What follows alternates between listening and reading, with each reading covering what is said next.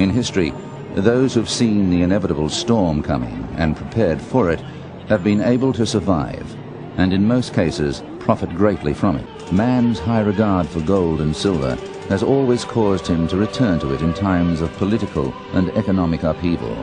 Holding some gold and silver is again today the #1 preparation strategy. Gold is the only real money. Everything else is just a promise to pay it.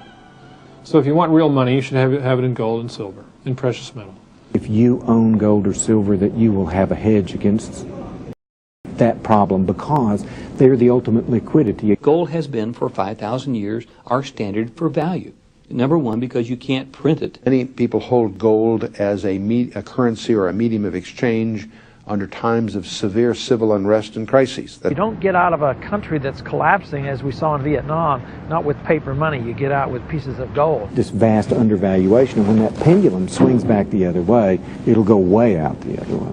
The eventual price of gold is not going to be $400 an ounce or $500 an ounce. It's not going to be $1,000 an ounce. It's going to be $20,000 an ounce or $25,000 an ounce or $45,000 an ounce before it stops. Whenever there's been a crash, gold and silver have always gained in value. You will be able to acquire anything that you want to if you have a supply of gold on hand. When things start to crash, if inflation takes off, then people have enough recent experience with gold and silver reacting positively to higher inflation rates. So there will be an immediate run toward these metals. Commodity markets today trade $1 trillion a day. Their hedge funds worth many, many billions of dollars. So it's a minuscule amount of silver, and gold, of course, is true for gold. And when everybody tries to rush in there at once, the price has to just skyrocket to clear the...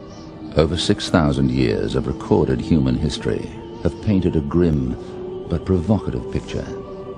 The civilizations that have risen and fallen tell an age-old story, that when the time-proven principles of sound money and economics are abandoned in favor of valueless currency, uncontrolled spending, and crippling debt, without exception, the civilization and its unsuspecting people always pay the full price.